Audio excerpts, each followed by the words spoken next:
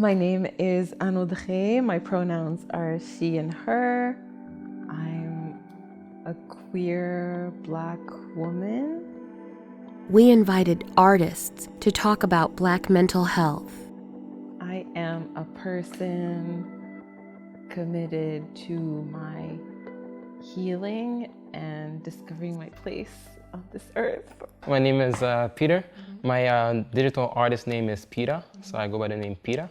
I'm a multidisciplinary designer, so I design a lot of things from websites to hats, clothing, marketing campaigns. I mean, I'm your digital guy, and yeah.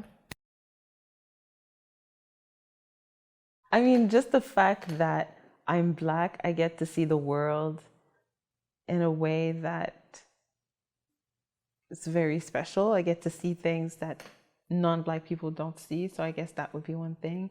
Also the hair. Oh my God. Favorite thing about being a Black person?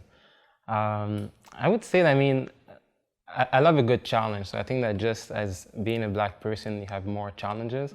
So like my dad used to say, like you always have to put not your 100%, like your 150% in whatever you do, just because you're a Black person. So I think that this is, I mean, it gives you like extra motivation.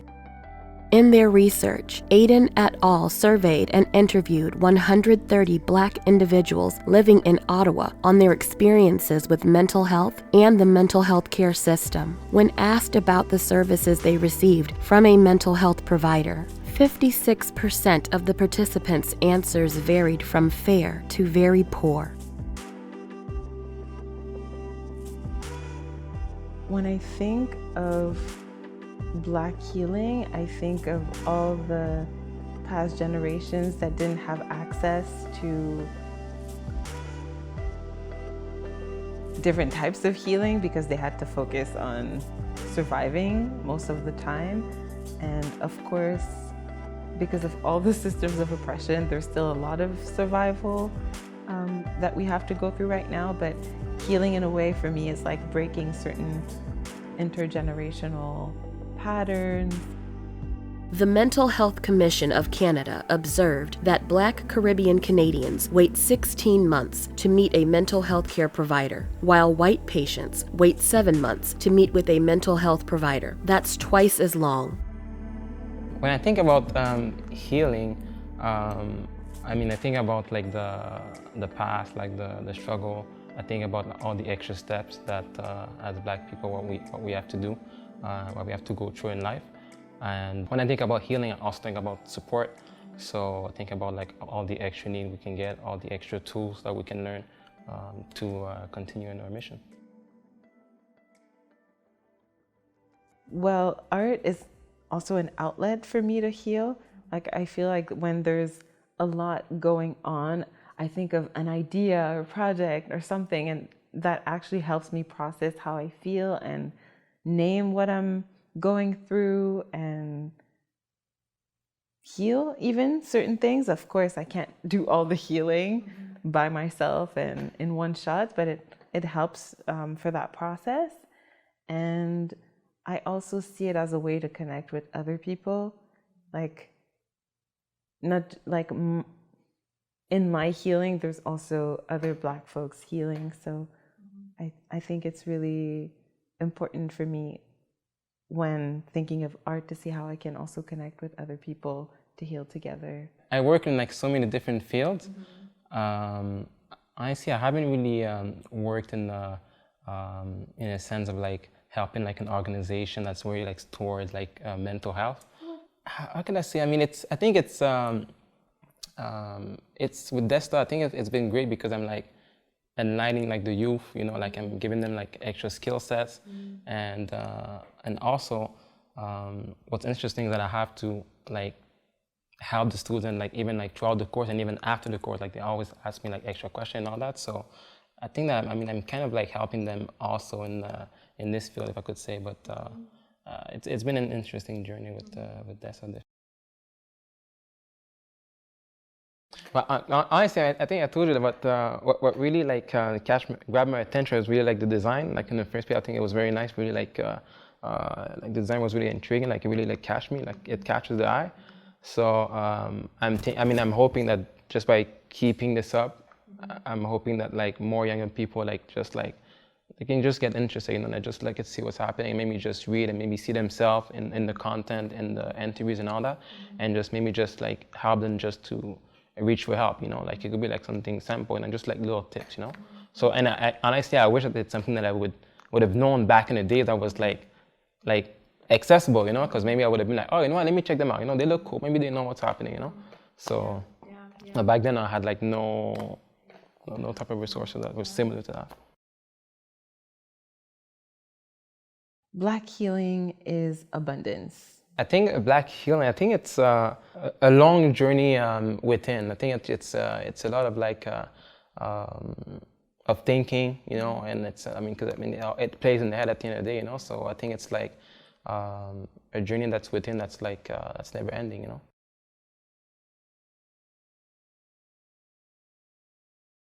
I want to say it doesn't hurt to try, but at the same time, I know it's not that easy or accessible. So I guess I would say there are blocks in our lives, and sometimes we think that we can just, you know, move through them and like it's meant to happen if we want to get to a certain point. But I would send the message that we deserve the best, we deserve to be happy, and we deserve to have less blocks or to be able to handle the blocks, and that's a way to do it. And we don't have to carry all this weight all by ourselves. So there's a way, to make it easier. And it's not easy, the process of healing. I would also say that because I feel like it's very romanticized. So I would say that it's not easy, but like there are some really positive results. I think money, most definitely, it's expensive to see someone, and there's a lot of programs, but often they're full because a lot of people need them. So I would say that's one, but I would also say that I think it's a cliche answer, but like different types of oppression, systems of oppression, because even if someone might have the time, there's different types of trauma. Like when we commit to a process of healing, it unearths the traumas that we have to relive in a way, and even though within the space of therapy, you know, there's a way to deal with it in that space. When you go out in the world, you have to deal with like the impact, and some people don't have the space capacity because of like their survival to work and do this and do that.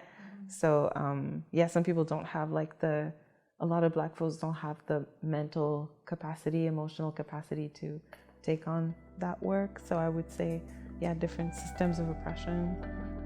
Mental health care is one of the costliest expenses in Canada. Approximately $51 billion is spent annually on mental health-related issues.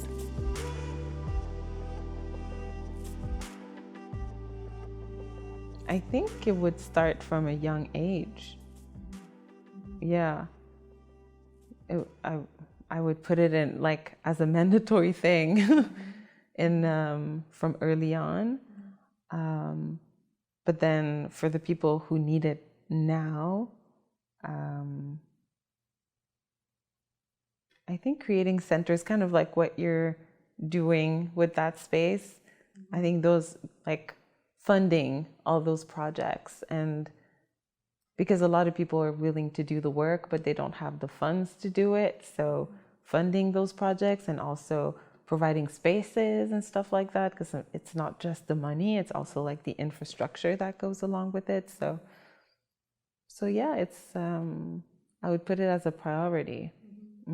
Definitely. Well, it depends what kind of space, but I think a space where, if there's a space, like a healing space, most likely there will be a person leading that space. And for that, it takes a person that's able to address things in the group and not being like, oh no, I'm gonna let this go. So someone who's really proactive and reactive. Anyways, to make sure that there's no disrespect.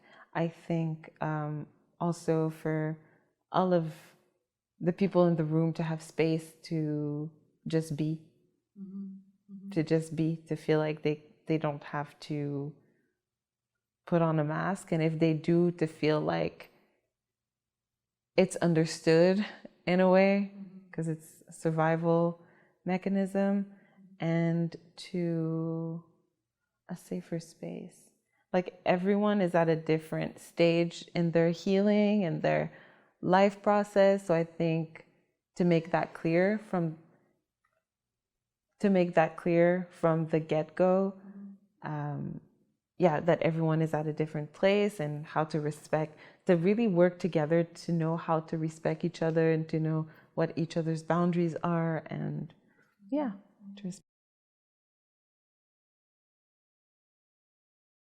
Definitely, yes. I think that just the fact that, as a person, I think that as a designer, I'm like, I think it goes with it, but I'm anxious, like I have anxiety.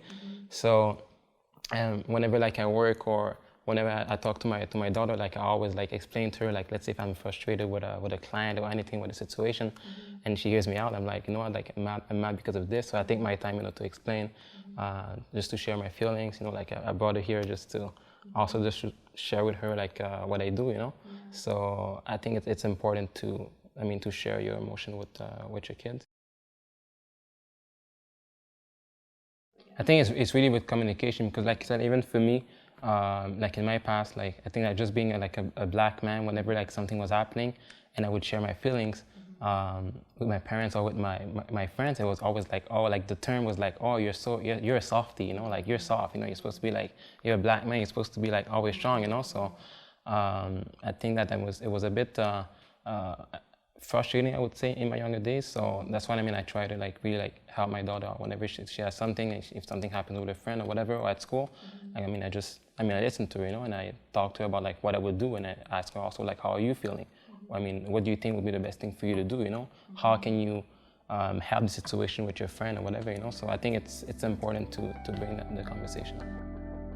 In Aiden et al.'s research, 66% of the participants expressed that most people think less of a person who has a mental illness.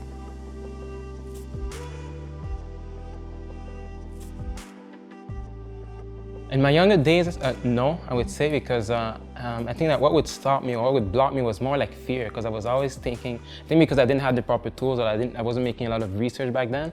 I was back in high school, and basically I was thinking like, oh my God, like I'm anxious. I have way too much anxiety. I'm probably crazy, and they're gonna put me in a mental hospital, So I think that's like, you think like that you have anxiety, or that there's something like, don't even call it anxiety. I started calling anxiety when I started like cégep, when I started making research, but back in the days I wouldn't think about that, So I would think like, oh my God, I'm crazy. Maybe they're gonna put me in a mental hospital, So yeah, but I think it was very hard, like in my younger days.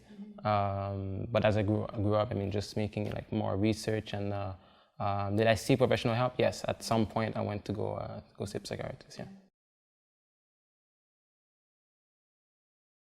I think that it just like it enlightened me in the sense that I think it was interesting to talk to a professional and have like really like a professional opinion, and also an opinion that doesn't come from your network, from your circle, because I think that as Black people, when we think about mental health, it's usually like you go see a parent, or you go see a family member, you go see a female figure in the family, and that's great as well, because you can get like everybody's opinion, but I got into a point I really wanted to have like something more like structured. So yes, I went to go see a therapist, and I asked a couple of questions. He gave me his point of view. I would say that it was a good experience.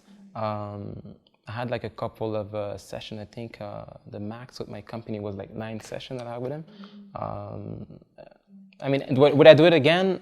Not really. I'm more the type to go on the internet and just look at forums, and especially with anxiety, what's best is just to. In my case, it's best just to exercise. So I noticed that by doing a lot of exercise daily, whenever I feel like stressed or whatever, I just do that. I make sure that I eat well, and it solves the issues for me.